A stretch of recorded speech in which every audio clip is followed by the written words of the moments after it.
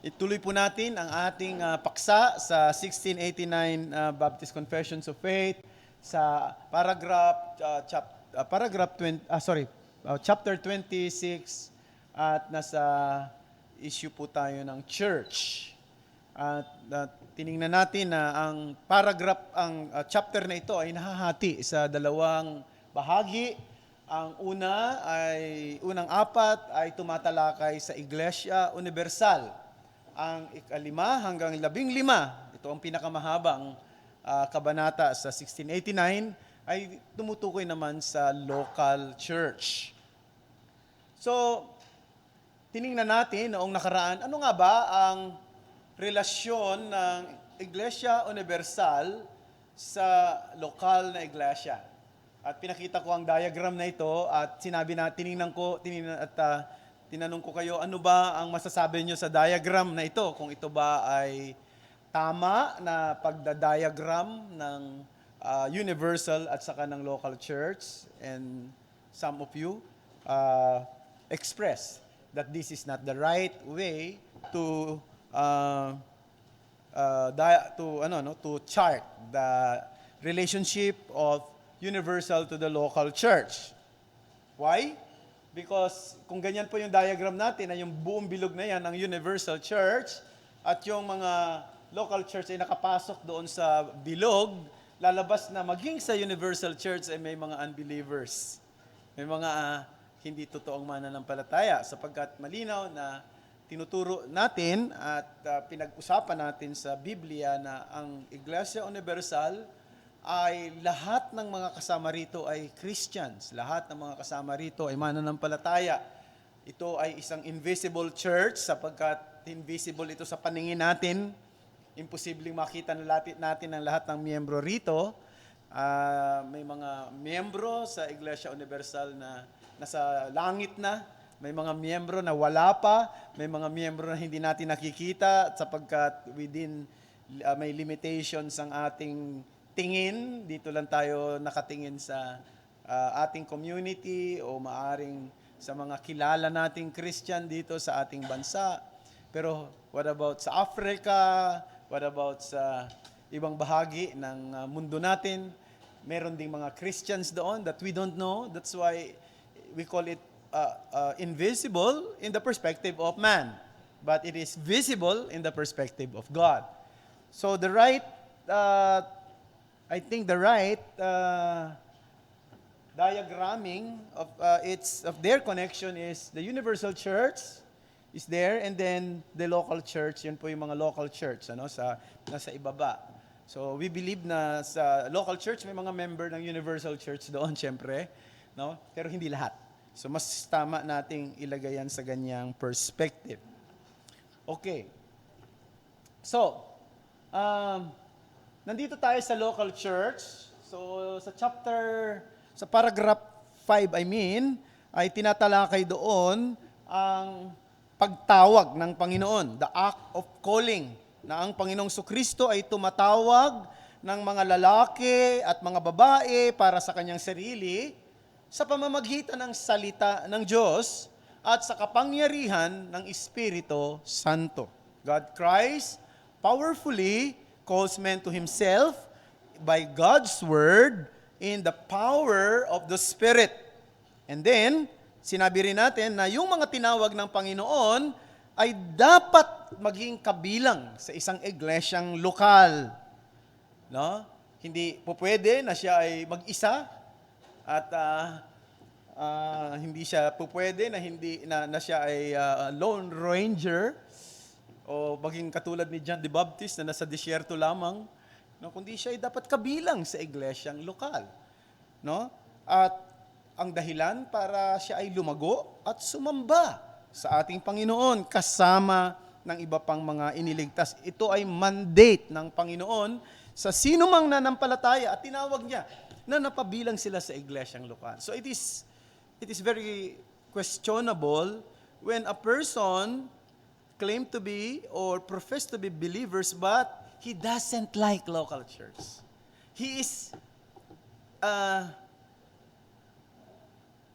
adamant to the idea of being a member of a certain local church because it is God's will and it is God's mandate for a person who profess to be believers of the Lord and part of the universal church that he should be also be member of the local congregations. The act of institution in the paragraph 6, ang sinasabi natin dito, ang bawat membro ay mga binanal ng Diyos. They are saints by calling. And when we talk of saints, we are not talking of someone who is sinless, but someone who is separated for a special purpose. Tayo ay kabilang sa mga makasalanang tao na nandito sa mundong ito.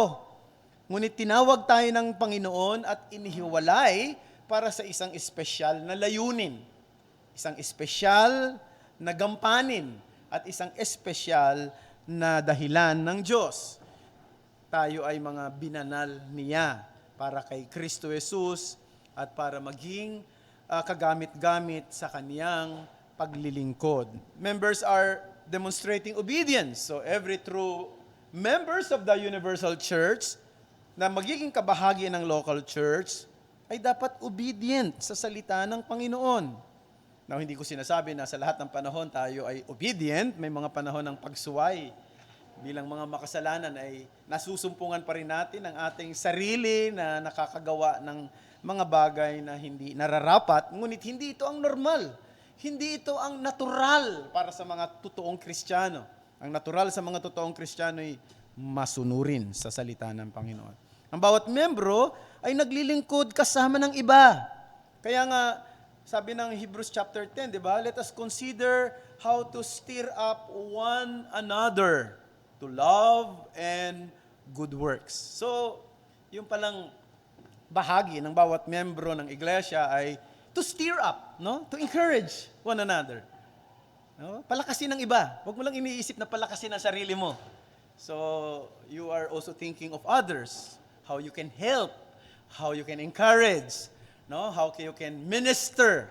So, hindi naman lahat tinawag na maging pastor o maging guro, ngunit lahat ay tinawag para humamon sa iba. At ang paghamon ay maaaring pagkokorek sa kanilang mali na ginagawa o pagbibigay ng lakas ng loob sa mga nanghihina o pagtuturo doon sa mga immature sa pananampalataya ng mga kaalaman na magpapatibay sa kanila. It is but our responsibility, brethren, to stir up one another, to spur one another. And members are to celebrate the ordinances of the gospel, baptism and the Lord's Supper. We will have a separate discussions about that. And then members are willing to submit to their leaders. Nakalagay sa Biblia yan. Ang sino mang miyembro ng iglesia ay handang magpasakop sa mga tapat na mga pinuno ng kanyang iglesia. No? Hindi siya naghahangad na labanan o salungatin ang mga namiminuno. No? Lalo nga't kung ang namiminuno ay tapat sa salita ng Diyos. Sapagkat kung gayoy, ang kinakalaban niya ay hindi ang pinuno, kundi mismo ang Panginoon. Ano? Sapagkat, naalala nyo nung sinabi ni Jesus Christ kay Apostle Paul, nung Saulo pa lang siya, na pinipersecute niya yung iglesia, siyempre kasama na yung mga apostles doon. Ano sinabi ng Panginoon sa kanya? You are kicking against the goads. No? Ikaw ay sumisikad sa matalas na bagay. So, yan ang isang bagay na dapat maging malinaw. And then, the act of order. Paragraph 7.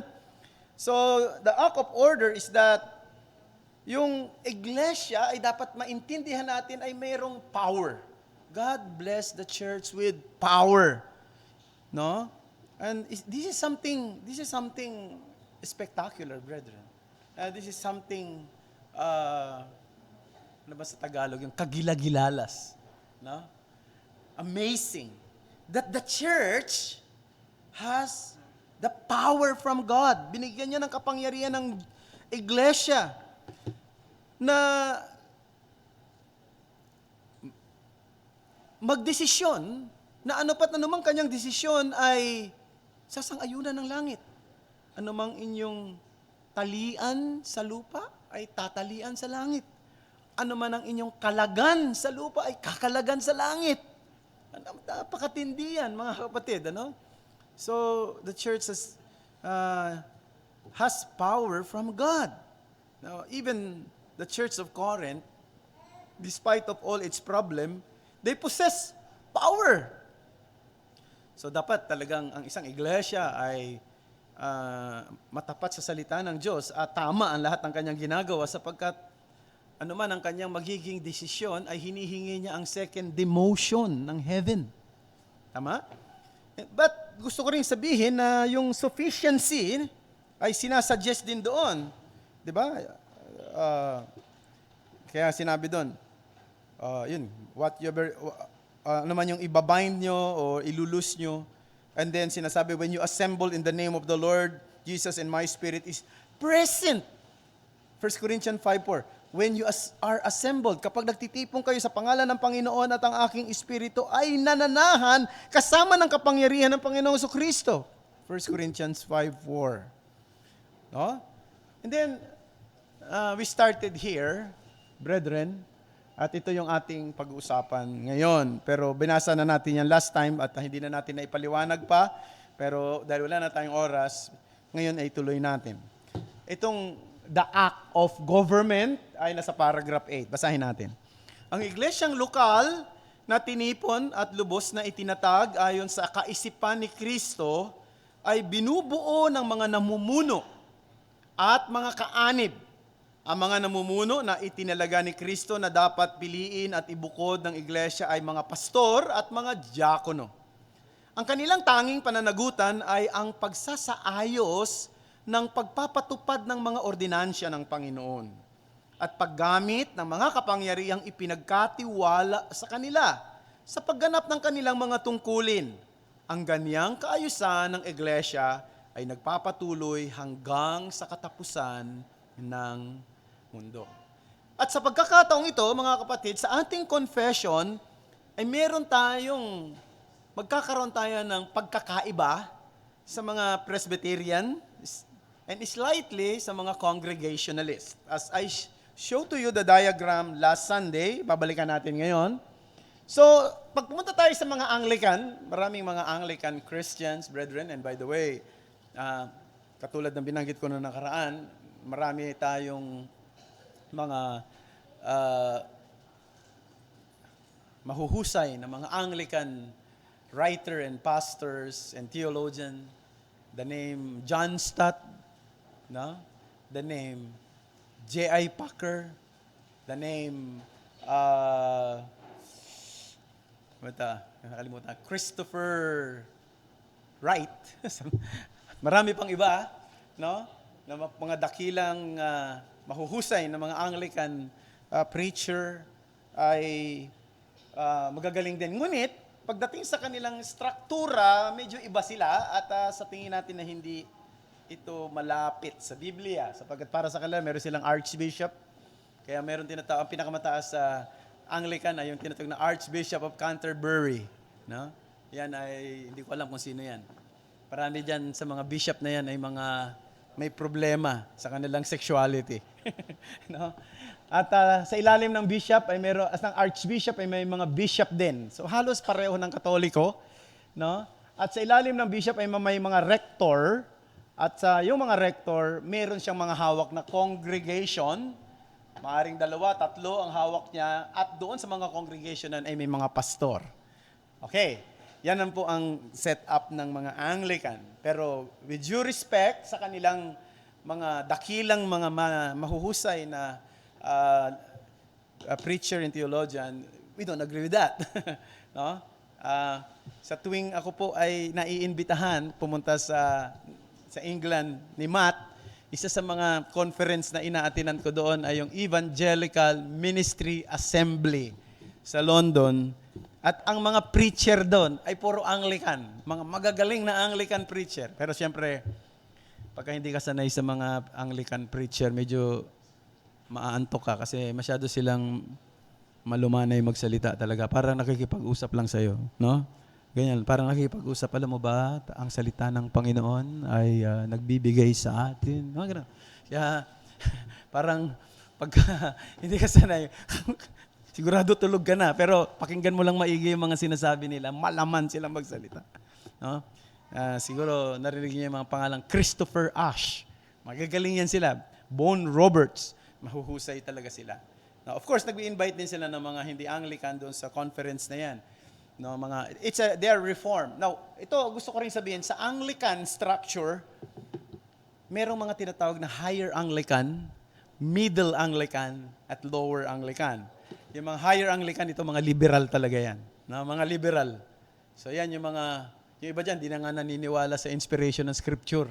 Yung iba dyan ay naniniwala na pwedeng i-ordain ang mga babae. No? Nag-aasawa ng parehong lalaki, parehong babae.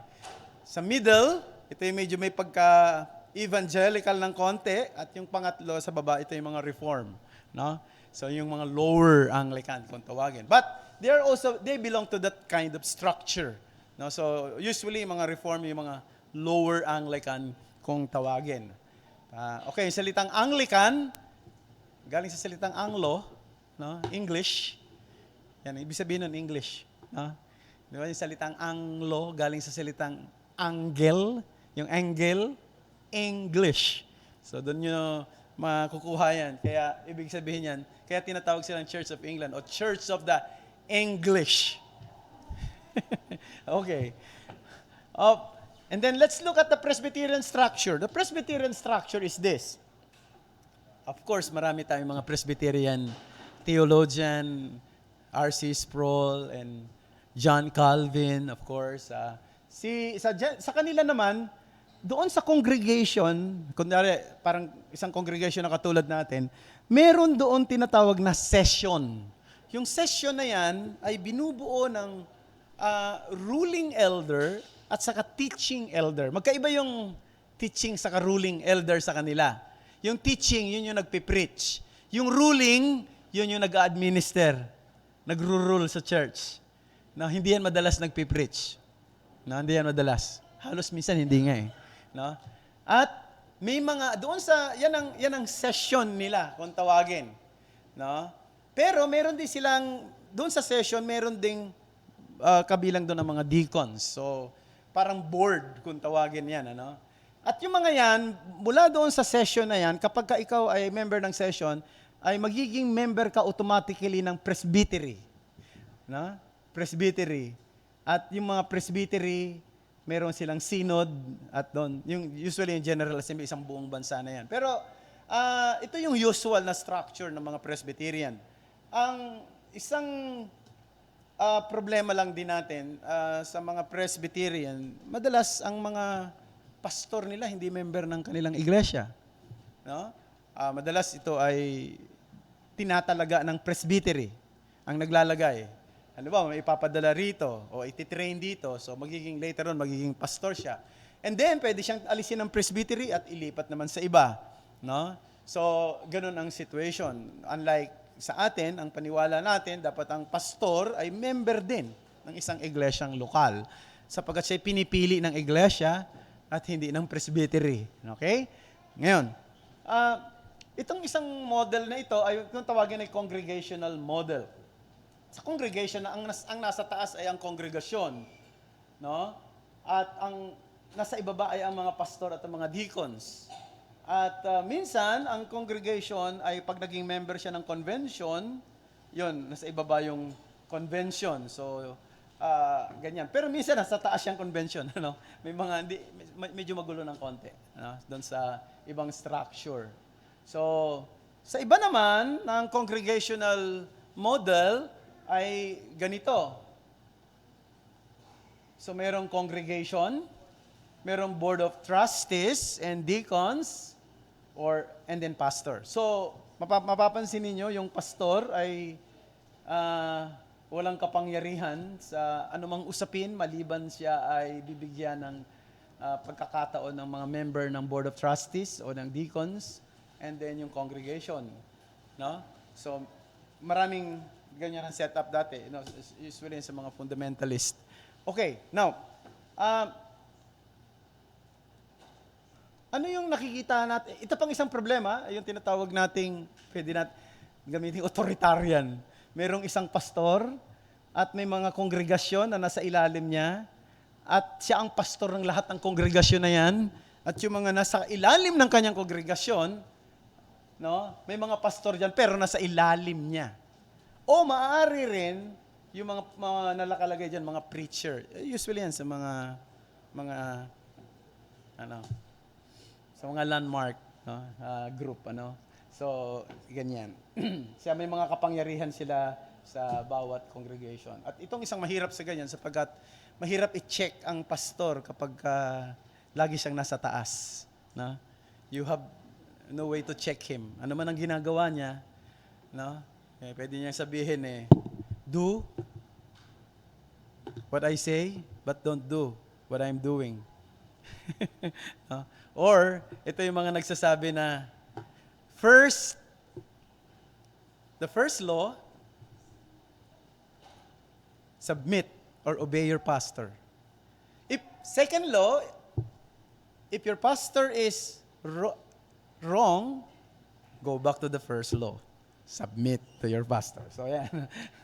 So, now, ito yung aking suggestion na eldership structure.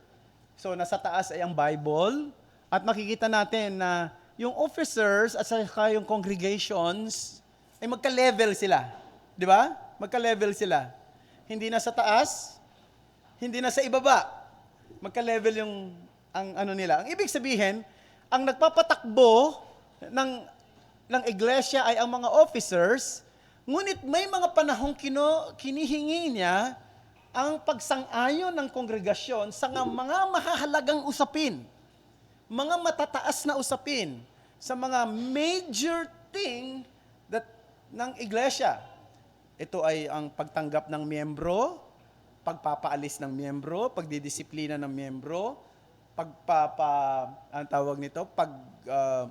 pagtanggap ng mga pastor o ng mga diakono, karagdagang pastor o diakono, o pagpapaalis ng mga pastor o diakono.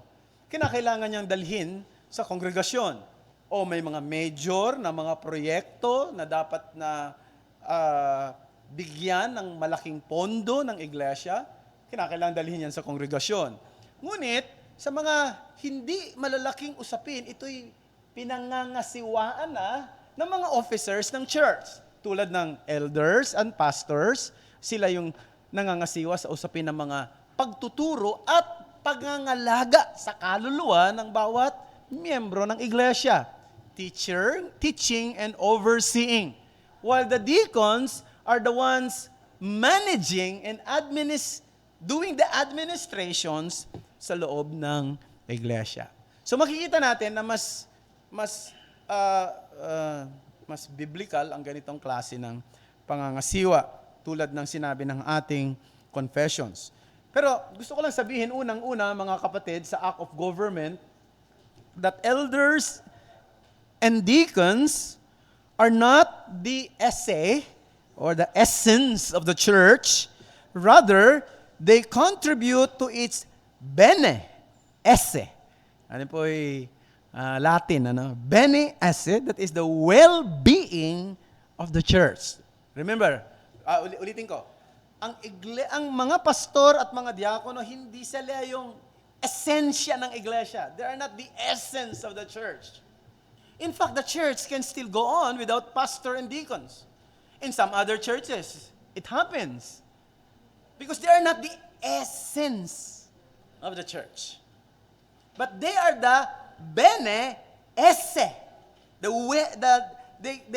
They can contribute for the well-being of the church. And these officers play a crucial role in ensuring that the church is orderly and organized. Okay? Ba't nawala rito? Ha? Ha? Ha? Natanggal mo yata, brad, ha? Okay lang. Kala ko, galit ka sa akin, eh. Doon mo ikakabit, sa taas. Okay. Now, Pangalawa, only these officers are the continuing offices of the local church. Only these officers are the continuing offices of the local church. No? Remember, pinag-usapan natin nakaraan, Ephesians chapter 2, merong mga founding office. Ano yung founding office ng church? Prophets and apostles. Founding sila. So, pag sinabing founding or foundation, ibig sabihin yan, lilipas yan. Mawawala yan later on. Pag sinabi nating foundation. Ano? Sapagkat ang pundasyon, tinatakpan yan kapag meron ng building. Ang natitira ay ang mga elders and deacons. In fact, sa bawat sulat ni Apostle Paul, madalas sinasabi niya ang mga ganitong salita, like sa Philippians 1 verses 1 and 2. Paul and Timothy, servant of Christ Jesus, to all the saints, to all the saints in Christ Jesus who are in Philippi with the overseers or the elders and deacons. Grace to you and peace from God our Father and the Lord Jesus Christ. Okay? Another thing, elders, bishops, overseers, and pastors are one and the same. Ulitin ko ha? They are one and the same. Pag sinabing elders, bishop, overseer, pastors, hindi yan hierarchy. Sa ating panahon ngayon, hierarchy na eh. Pag bishop ka, medyo tumaas na yung rango mo. Ang ibig sabihin, mas mataas ka na sa mga ordinaryong pastor ng isang kongregasyon. No? Kaya pag bishop ka, meron ng dito, nakalagay sa liig dito, inalagay rito. Ano yung tawag dyan? May tawag. Ano tawag doon, ha?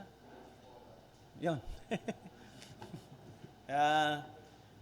Yung iba, nilalagay nila para pagka hinuli sila sa pagdadrive, pagtingin, ay, si bishop pala. Naka dito, no? Hindi na. Okay na.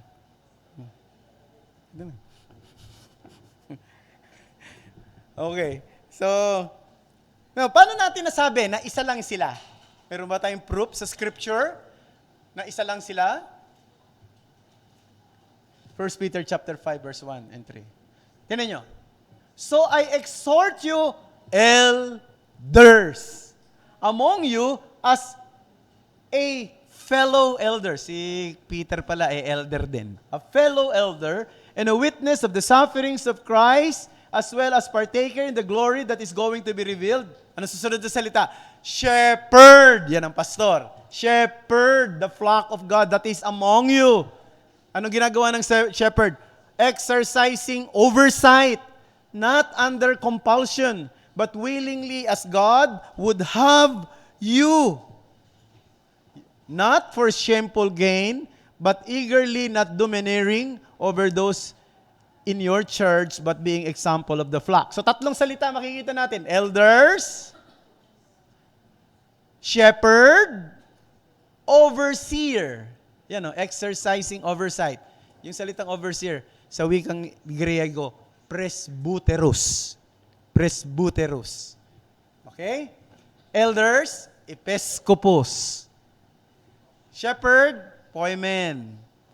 Then, overseer, or exercising oversight, presbyteros. So, tatlong term nagsama sa iisang opisina. Okay? So, wala pong hierarchy. No? Ganon. Kaya, kaya pwede rin akong tawaging bishop kung tutusin. No? Mas tama pa nga kasi medyo ano na, di ba? Ha? Pwede rin akong tawaging presbytero. No? Pwede rin naman tawaging elder. Huwag na saging elder kasi parang older yun, no? Pero pastor na lang, ano. And then, the norm is the plurality of elders in each local church. Notably, in every instance where elders are mentioned, it is always in the plural form. Hindi na natin babasahin yung mga verses kasi mahahaba lang tayo. So, if you are taking down notes, Acts 14:23, Acts 20:17, Philippians 1:1, 1 Thessalonians 5 verse 12, Hebrews 13:17, James chapter 5 verse 14. Pag binabanggit yung salitang elder, laging nasa plural form. The point is, dapat merong plurality. So dito sa chat sa atin, meron tayong singularity. Singular lang no? Isa pa lang. Pero ang isang normal na iglesia ay merong plurality. So pag-pray natin na magkaroon ng plurality later on. Pero sa ngayon, magtiyaga muna kayo sa singularity ng isang elder. Okay? Then, diversity of their gifts, influence, and financial support should be recognized and appreciated among the elders. Now, totoo na pagdating sa mga elders, pantay-pantay sila, meron tinatawag na plurality and parity. Pag sinabing parity, equality. Equality in terms of authority. But, in terms of gifts, mayroong diversity. Hindi lahat pare-pareho ang kaloob. No? Si Spurgeon, kilala natin siya bilang isang mahusay na mangangaral noong kanyang kapanahunan. Akala ng marami, si Spurgeon lang ang pastor ng Metropolitan Tabernacle. Hindi. Marami sila. Isa sa mga co-elder niya ay ang kanyang kapatid na si James Spurgeon. Kaya lang si Spurgeon ang madalas na nangangaral at madalas na nagtuturo ng nangangaral ang salita ng Diyos sa Metropolitan sapagkat binigyan siya ng Panginoon ng kaloob ng pangangaral na talagang mas malinaw at mas nakakapag-communicate ng mahusay kaysa sa iba. Ang iba naman ay ginagamit ng Panginoon sa pagtuturo, pangangalaga, counseling, at marami pang iba. Ganun pa man, dapat lahat ng elders ay merong gift of teaching. Ang ibig sabihin lang, mga kapatid, pagdating sa intensity o pagdating sa diversity ng kanilang gift, dapat recognize yan. No? Yung kanilang influence, kasi minsan yan nagkakaproblema pagka ganyan. Minsan pagka nagkakaroon na ng competition sa loob, bakit siya lang madalas na nagsasalita? Ako, hindi. Hindi, tuloy ako nakikilala. So, dapat merong merong, di ba, may pagkilala sa kanya-kanyang kaloob. No? Bakit? Mas maraming regalo siya. Ako wala. Tingnan niyo to, Romans 12:6-8. Having gifts that differ according to the grace given to us, let us use them. If prophecy, in proportion to our faith. If service, in our serving. The one who teaches, in his teaching. The one who exhorts, in his exhortation. The one who contributes, in generosity. The one who leads, with zeal. The one who does act of mercy, with cheerfulness. 1 Timothy chapter 5, verse 17-18. Let the elders who rule well be considered worthy of double honor.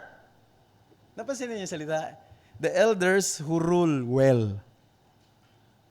So, ibig sabihin, may mga elders na maaring, because of their situation, maaring hindi sila nakakapag-rule ng mas maayos kaysa sa iba. Pag sinabing hindi nakakapag-rule ng mas maayos, hindi ibig sabihin palpak o may mali silang ginagawa. O maaring mas kukonti yung kanilang tawag nito, yung kanilang time, maaring sila ay may trabaho, may mga elders na may mga trabaho, no? At dahil sa may trabaho sila, ay kinakailangan nilang, yung time na naibibigay ng isang full time ay hindi katulad na naibibigay nila. So, ang punto doon, pero kung ang isang tao daw, ang isang elder ay binibigay niya ang kanyang oras, ang kanyang panahon, at ang kanyang lakas sa pag-rule sa iglesia, anong sabi rito? Dapat siya'y karapat dapat sa double honor. Especially those who labor in preaching and teaching. For the scripture says, you shall not muzzle an ox when it treads out the grain, and the laborer deserves wages. So the point is, pagdating sa gifts, influence, financial support, kinikilala rin yan ng church. No? Depende sa kanyang oras, panahon na ibinibigay na dapat ding tapatan ng iglesia yung kanyang ng suporta ang kanyang performance na ginagawa para sa ikabubuti ng gawain ng Panginoon. So, sana maintindihan natin yan. Okay? Malapit na tayo matapos dito para sa ating mga tanungan. Chapter 26, paragraph 9. The act of appointing officers. Itinatalaga ni Kristo ang paraan ng pagtawag sa sinumang nararapat at may kaloob na ibinibigay ng banal na espiritu para sa tungkulin ng pastor sa iglesia. Ang taong ito ay dapat piliin sa pamamagitan ng pangkalahatang pagsang-ayon, paghalal ng iglesia mismo. Siya ay dapat taimtim na ibinukod sa pamamagitan ng pag-aayuno at panalangin na may pagpapatong ng mga kamay ng mga kasalukuyang namumuno kung meron man. Ganon din, ang mga diakono ay dapat piliin sa pamamagitan ng pangkalahatang paghalal ng iglesia at ibukod sa pamamagitan ng panalangin at pagpapatong ng mga kamay. So tatlong bagay. Una, merong yung act of appointing officers, merong qualification. Sabi doon sa confession, they are fitted and gifted. No, hindi ka pwede maglagay dyan ng na hindi siya fitted and gifted. Ibig sabihin, meron siya kaloob. Kung ang salitao hindi siya maayos magsalita, siya ay nabubulol at nauutal, hindi siya pwede maging pastor. Tama ba? You have to admit that. Pwede siyang maging diakono, pero hindi siya pwede maging pastor. Kasi kailangan niya magturo ng maayos. No? Nabanggit ko na ito sa inyo minsan, na ako po ay naka-attend ng prayer meeting sa isang church, matagal na panahon na ito, sa Manugit, Tondo. At doon sa Manugit, Tondo, merong nagsalita, siya ang nagtuturo. No? Siyempre may preaching bago yung prayer. At yung nagsasalita, nagulat ako kasi hindi ko maintindihan ang sinasabi niya kasi meron siyang problema sa pagsasalita. Yung alam niyo yung magsasalita na ganun magsalita, kapatid. Ano yan eh, di ba? May tawag sa ganun sa ano eh. Mayroong problema yung kanyang pagsasalita. No? Ako na, parang naaawa na ako sa kanya. Hindi ko na talaga siya maintindihan. Kasi kaya lang, bakit kaya siya pinagtuturo? No? Yun ang tanong ko, bakit? Kasi daw ang puso, maganda. Oo nga.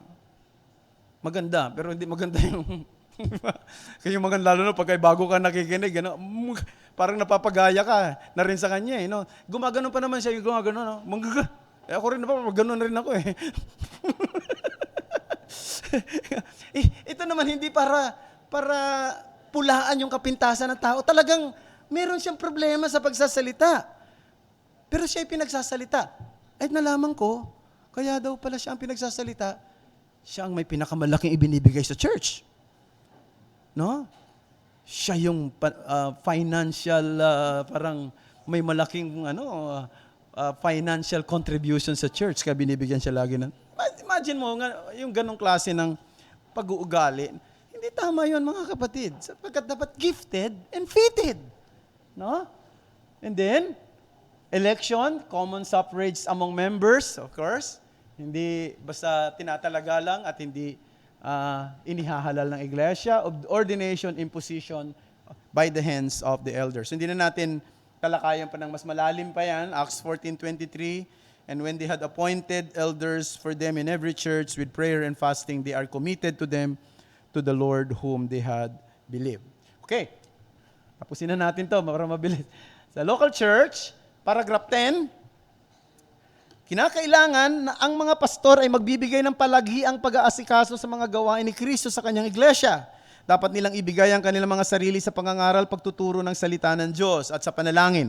Alagaan ang mga kaluluwa ng mga tao sa kanilang ikabubuti na gaya ng magbibigay sulit sa Panginoon. Kaya nga kinakailangan na ang iglesia na pinaglilingkuran nila ay magbigay sa kanila ng ayon sa kakayanan ng mga iglesia. Hindi lamang marapat na paggalang kundi upang sila ay mamuhay ng may kaluwagan upang hindi sila mangangailangang maghanap buhay sa labas. Sa gayon, maaari silang ano ba to? Nakalagay sa akin makapagpatol. Ano nakalagay diyan? Makapagpatuloy siguro yan. Makapagpatuloy, hindi makapagpatol. Makapagpatol. Makapagpatuloy.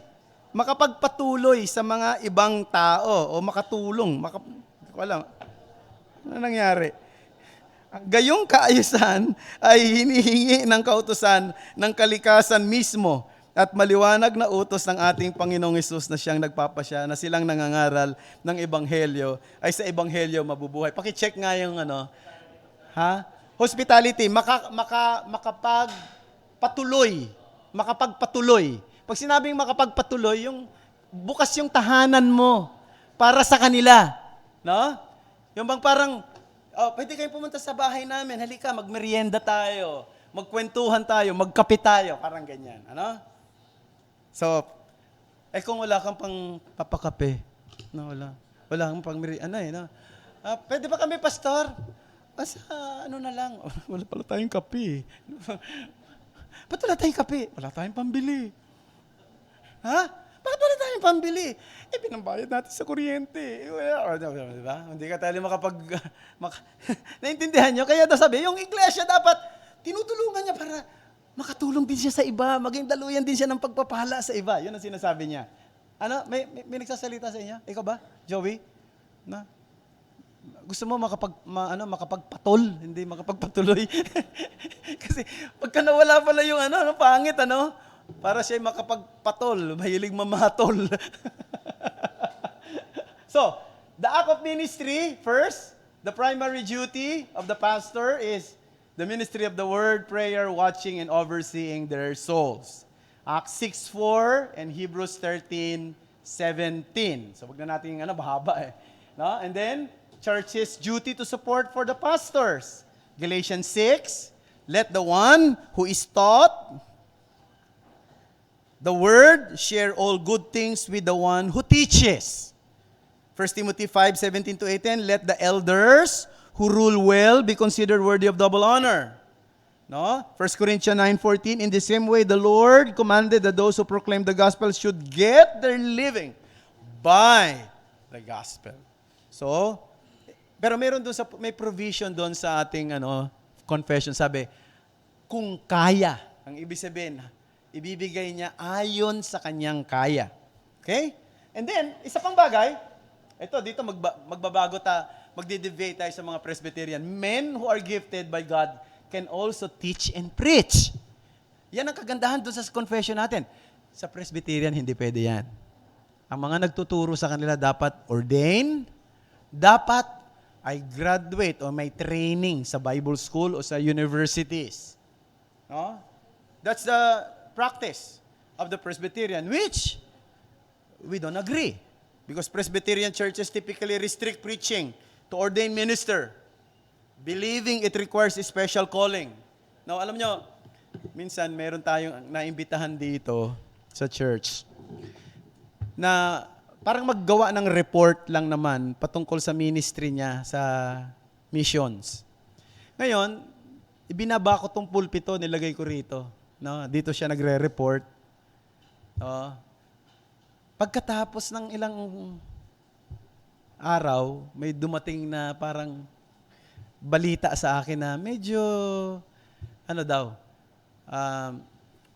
ang tawag nito, medyo nag-comment kasi bakit nandun siya sa ibaba. No? Dahil ba hindi ako ordained ministers?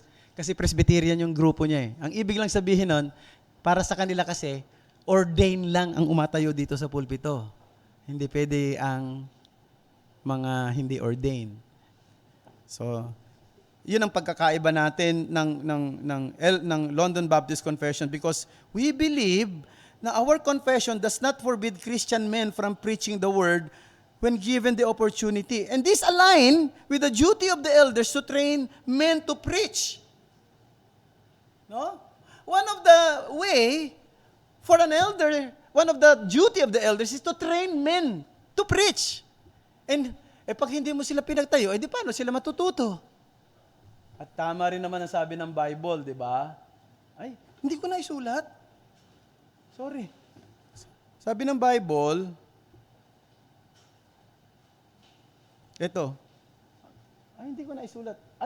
Ito. 2 Timothy chapter 2 verse 2. Sabi doon, "And what you have heard from me in the presence of many witnesses, entrust to faithful men who will be able to teach others also." So the point is, pwedeng mag-preach pa ang mga men sa church.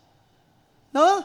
1 Peter chapter 4 verse 10 to 11, "As each has received a gift, use it to serve one another as good stewards of God's varied grace. Whoever speaks," not referring to the pastors only, "as one who speaks oracle of God, whoever serves, as one who serves." And therefore, brethren, yung service, lahat po ng Christian at member ng church, diakono yan. Hindi man sila nagtataglay ng opisina, diakono pa rin. Kasi ang ibig sabihin ng deacon, servant. Server. Yung mga deacons, they have the office. Lahat ng, yung iba naman, maaaring hindi sila pastor, pero they can speak. Sabi ni Peter, let them speak. Naintindihan natin? So, yeah, that's one good thing in our confessions. Because in our confessions, we recognize men, though they are not ordained pastors, can be given the opportunity to preach and to teach God's Word. Okay? Tapos na po ako rito. Baka meron kayong gustong itanong o any reactions?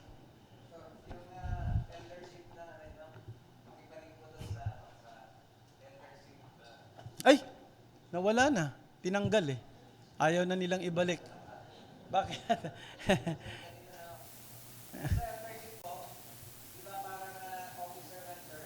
Oo.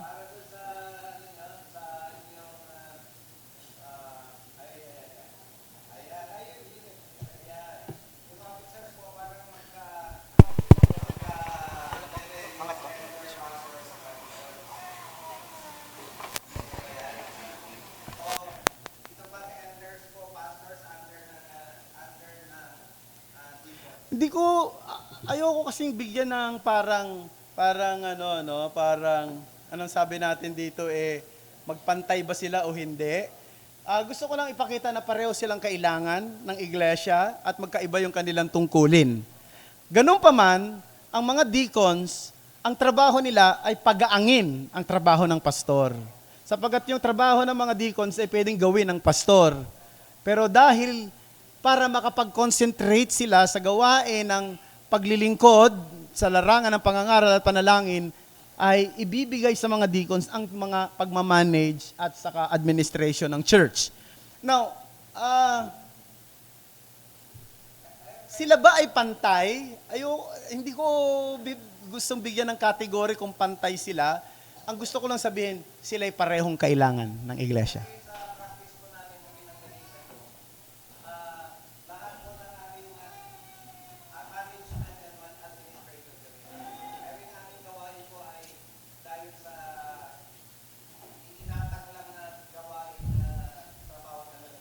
Opo.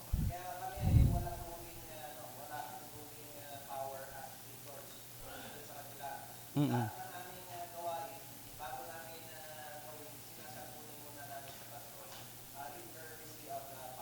I believe maganda rin yun. Ayun ang magandang practice. Oo, pero hindi ko naman nakikita na porkit kinukonsulta sa pastor ay para bang mas mataas o mas parang mas pinapakita rito yung hierarchy ng dalawa. I don't think we should put up the hierarchy because the deacons are consulting the pastors in their decision makings. It is just because they respect the pastors in all the things that are happening in the church. Because at the end of the day, what they are doing is still spiritual matters, di ba? Things that are managing and administrating the church are also spiritual gifts and spiritual service. And so they are consulting the pastors and elders And that's something na maganda. And I think the pastor and the elder should also sometimes consult the deacons when it comes to the management and administrations of the church in some areas, dahil they have the wisdom na maaaring hindi mo nakikita. So, ako, hindi ko alam kung ano yung dapat kong sabihin dyan sapagkat wala akong nakikitang hierarchy sa kanila. Ang gusto ko lang sabihin, pareho silang kailangan ng iglesia. At kung sila man ay humihingi ng payo sa pastor, hindi ibig sabihin ay masyado silang mababa sa kanilang katatayuan pagdating sa structural position. Yes, Alan. Alan mo na.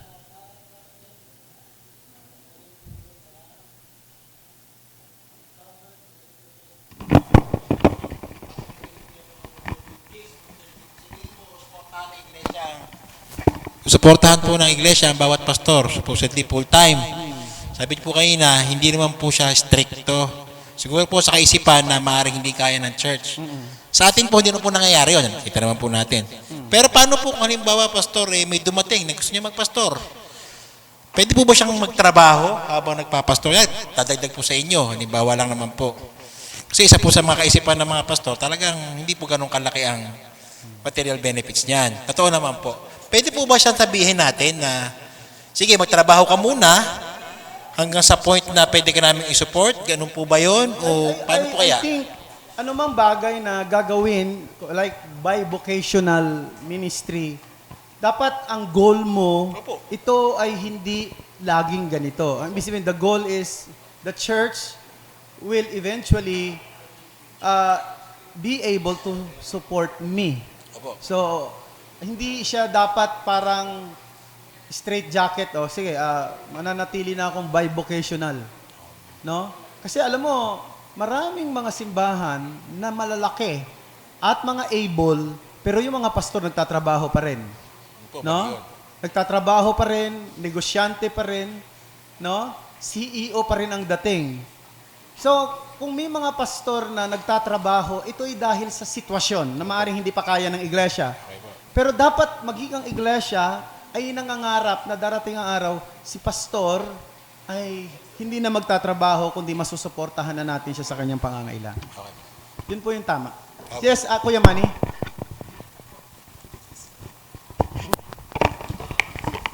Yung ano bang pastor, yung perspective ng hierarchy.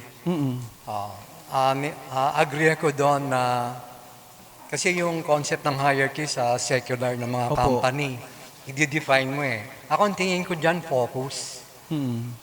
Based sa gift. So, it doesn't follow na may hierarchy. Nakafocus ka kung ano yung ibinigay sa iyo ng Diyos. Maraming salamat, Kuya. That's a very good clarification. That's the reason why dapat bigyan ng emphasis yung point na both of them are beneficial to the church. Both of them. And because of that, I may distinct respect sa kanilang mga posisyon bilang mga tinawag ng Panginoon. No? At maganda yon na the deacons and even the elders ay meron silang harmonious relationship. No? Hindi sila nagkakagulo, hindi sila nag-aaway, hindi sila... At kung meron mang disagreement, ito'y kanilang nire-resolba within. No? Hindi naman talagang laging okay, pero dapat ang laging nangyayari ay meron silang harmonious relationship. That's why may consultations din. So the deacons should consult the pastor in some matters, and even the pastor should also do some consultations with the deacons para magkaroon ng harmonious relationship. Hindi sila magkalaban. Ang diakono, hindi niya binabantayan ng pastor. Tinutulungan niya. Yung binabantayan niya, mali ka na naman, ha? Ganyan, lagi, Yes, Deacon Ron. Parang may violent reaction si Deacon Ron. Hindi po, wala akong violent reaction. Ito problema pag napapaaga, pastor. Ang question ko po, pastor, kasi nabanggit nyo kanina, sa scripture kasi, talaga may plurality of elders. So, right now, some way or another ba, we can, kasi meron lang tayong isang pastor, kayo lang po yan. Can you say po ba that we're parang somehow parang violating the scripture because isa lang yung pastor? Then next follow-up na question ko doon, meron po bang ideal na sa ganitong dami ng tao, kunyari, kada 10 or 20 dapat merong isang pastor. So kung 200 tayo dito, dapat, we ratio, parang ganun pastor. Oo. Now, yung actually yung ratio na pinag-uusapan, unahin ko muna yung ratio, no? Yung ratio na pinag-uusapan, ito ay pumapasok sa practicality ng isang samahan o ng isang grupo kung paano mo mapapangalagaan. Kasi kung masyadong marami, nag-iisa ka, mahirap talaga yon. Kahit naman sa lahat ng grupo, kahit na hindi sa church, di ba? Ngayon, yung issue na yon, wala tayong makikitang klaro sa scripture, kundi sinasabi ng Biblia, bawat lokal na iglesia ay dapat may elder. At sana plurality. Ngayon, sinabi ni Ron, mayroon ba tayong violation dahil nag-iisa lang yung ating pastor? Sa tingin ko, ang violation sa Biblia ay kung meron namang pwedeng maging pastor at meron namang gustong maging pastor pero hindi ginagawa ng iglesia ang tungkulin na bigyan ng pagkakataon yung ganung klase ng tawag nito, pangyayari na magkaroon ng iba pang pastor. Ang ibig sabihin, the church is so close in that kind of idea to have another pastor. And that is a violation. But sometimes the situation is no one is qualified. Even though marami, but no one is qualified. Or maybe there is someone or someone who is qualified but he has no desire to be an elder. It's something that is to be considered too. No? Yeah. Saan? Sa church? Well, siyempre, unang-una yung pastor, yung existing pastor, kung wala namang existing pastor, dapat may yung deacons, kung wala namang mga deacons, halimbawa may mga pangyari, dapat may mga key core group o key men na pwedeng kumilala doon sa maaaring pwedeng maging pastor at pwedeng dalhin sa iglesia. So yun ang aking masasabi dyan. Yes, Ate Banji.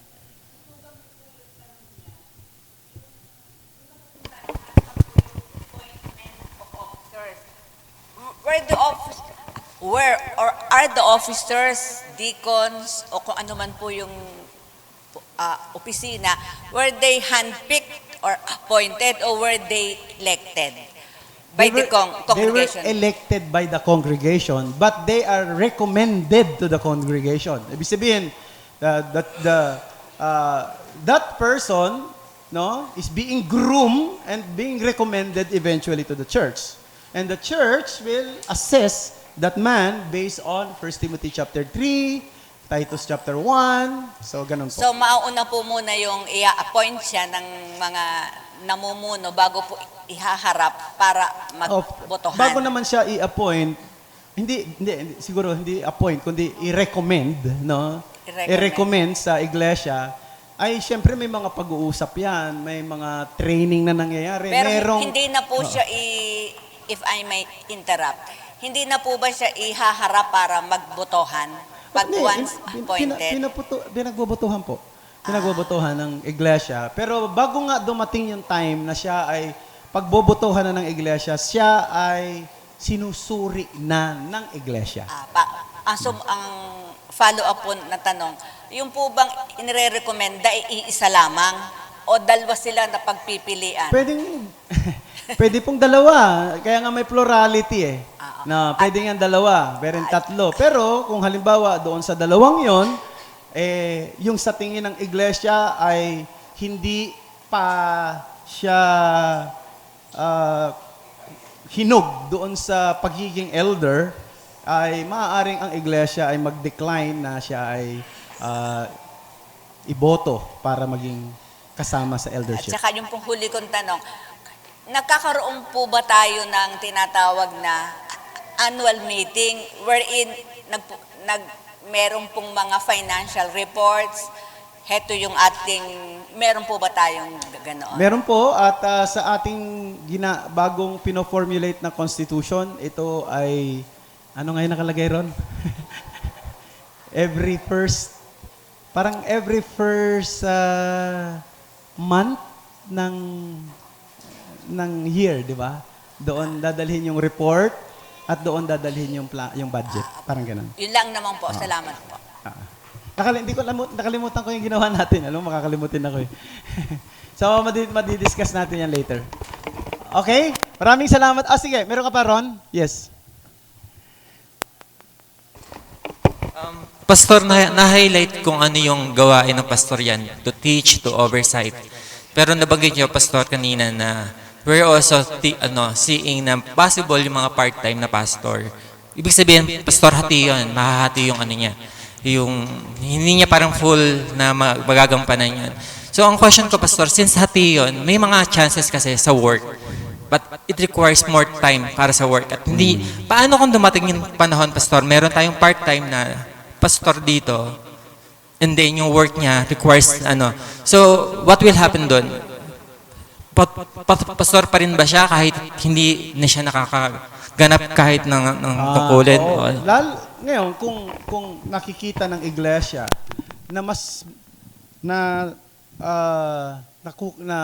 wala siyang halos oras para pangalagaan at gampanan ng kanyang tungkulin, pwede siyang kausapin at pwede siyang bigyan ng pagkakataon na mag-isip-isip o mag-step down for a while, no, sa kanyang posisyon bilang isang pastor. Pero ang punto rito ay sana kung makakapili ka ng isang bivocational na pastor, dapat ang kanyang trabaho ay hindi isang klase ng trabaho na talagang magko-conflict lagi sa mga stated meetings ng church, especially Sunday, no? Especially sa prayer meeting and Sunday. So, yun yung sinasabi ko. So, kung hindi naman masyadong magko-complicate doon sa kanyang trabahong ganon, that's something that we can also consider. Pero kung nagko-complicate yan, mahirap yan. So, si Pastor Rodel Lasco, for so many years, he is a bivocational pastor. He is not actually receiving pa nga ng salary sa church because he has enough, no? And he has enough as a professor and as dean and also as delegate sa iba pang mga But he can perform his duty. Once in a while, pumunta siya sa ibang bansa at minsan Sunday ay hindi siya nakaka-attend pero hindi laging ganon. Kaya pumayag ang iglesia. Pero ngayon, full-time na siya. Okay? Maraming salamat po mga kapatid at we will continue our discussion sa church next Sunday.